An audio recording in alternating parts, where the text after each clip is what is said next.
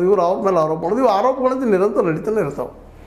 ಆದರೆ ಇಲ್ಲಿವ್ರಿಗೆ ಯಾವ ಪರವಾಗಿಲ್ಲ, ಹೆಚ್ಚಿಗೆ ಯಾರು ಶಿಕ್ಷೆ ಆಗಿಲ್ಲ. ಲಾಲೂ ಪ್ರಸಾದ್ ಯಾವ್ದಾದ್ರು ಒಬ್ಬರು ಬಿಟ್ಟರೆ ಉಳಿದವ್ರು ಯಾರು ಸಿಗ್ತಾ ಇಲ್ಲ ರಾಜಕಾರಣಿಗಳು.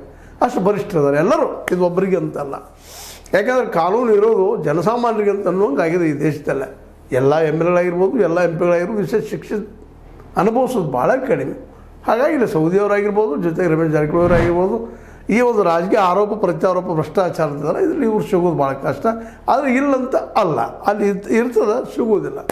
ಎವಿಡೆನ್ಸ್ ಇಲ್ಲದಕ್ಕಾಗಿ ತಪ್ಪಿಸ್ಕೊಂಡು ಹೋಗ್ತಾ ಹೋಗೋದು. ಈಗ ನಾವು ಕಾನೂನಿನ ಅಡಿಯಲ್ಲಿ ನ್ಯಾಯಾಂಗದಲ್ಲಿ ನೋಡ್ತಾ ಬಂದಿದ್ದೀವಿ. ಯಾಕೆಂತಂದ್ರೆ ಇವತ್ತು ಈ ದೇಶ ಅತ್ಯಂತ ಹೆಚ್ಚು ಸಾಲಗಾರ ದೇಶ ಆಗ್ಯದ ಜಗತ್ತಿನಲ್ಲಿ ಅಂತಂದ್ರೆ ಕಾರಣ ಈ ರಾಜಕಾರಣಿಗಳ ಈ ಭ್ರಷ್ಟ ವ್ಯವಹಾರಗಳಿಂದ ಅನ್ನೋದ್ರಲ್ಲಿ ಎರಡು ಮಾತು. ಸ್ವತಂತ್ರವಾದ ಮೀಡಿಯಾಗೆ ಬೇಕಾಗಿರುವುದು ಸ್ವತಂತ್ರ ಧ್ವನಿ. ಆ ಸ್ವತಂತ್ರ ಧ್ವನಿ ಉಳಿಸಲು ನೀವು ಮಾಡಬೇಕಾದದ್ದು ಇಷ್ಟೇ. ಅದೇನಪ್ಪಾ ಅಂತಂತಂದ್ರೆ ನಿಮ್ಮ ಕೈಲಾದಷ್ಟು ಸಹಾಯ ಈ ಚಾನಲ್ಗೆ ಮಾಡಿ ಹಾಗೂ ನಿಮ್ಮ ಧ್ವನಿಯನ್ನು ಕಾಪಾಡಿಕೊಳ್ಳಿ. ಯಾಕಂದ್ರೆ 228 ಲಕ್ಷ ಕೋಟಿ ರೂಪಾಯಿ ಸಾಲದ ನಮ್ಮಲ್ಲಿ ಇವತ್ತು ಒಂದಲ್ಲ ಎರಡು. ಇದು ಕಾರಣ ಯಾರು ಅಂದ್ರೆ ಇಲ್ಲಿಯ ರಾಜಕಾರಣಿಗಳು, ಇಲ್ಲಿಯ ಅಧಿಕಾರಶಾಹಿ ಜನ, ಇಲ್ಲಿಯ ಕಾರ್ಪೊರೇಟರು, ಇವರೆಲ್ಲರೂ ಕೂಡ್ಕೊಂಡು ಈ ದೇಶಕ್ಕೆ ಎಲ್ಲರಿಗೂ ಉದ್ಯೋಗ ಕೊಡುವ ಸ್ಥಿತಿಯೊಳಗೆ ಇವರಿಲ್ಲ, ಕೊಟ್ಟಿಲ್ಲ. ಕೊಲ್ಲಾರದಕ್ಕಾಗಿ ಇವತ್ತು ಉದ್ಯೋಗ ಸೃಷ್ಟಿ ಆಗ್ತಾ ಇಲ್ಲ, ಹೊಸ ಉದ್ಯೋಗ ಬರ್ತಾ ಇಲ್ಲ. ಇವ್ರು ಕೇವಲ ಪರ್ಸನಲ್ ವ್ಯವಹಾರ ಮಾಡೋದ್ರಿಂದ ಏನಾಗಿಬಿಡೋದಪ್ಪ ಅಂತಂದ್ರೆ ಯಾರೂ ಇಲ್ಲ, ಅವರು ಅಭಿವೃದ್ಧಿ ಆಗಿಲ್ಲ ಅನ್ನೋದು ಸತ್ಯದ.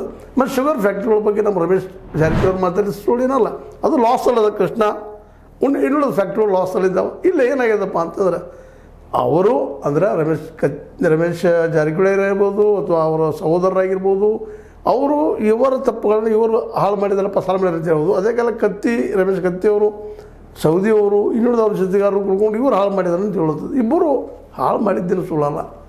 ಅದು ಇದಕ್ಕೆ ಇವರ ಕಾರಣ ಅಂತ ನಾವು ಹೇಳಿಕ್ಕೆ ಹೋಗೋದಿಲ್ಲ, ಅನೇಕ ಕಾರಣಗಳು ಇರ್ತವೆ ಅದರಲ್ಲ.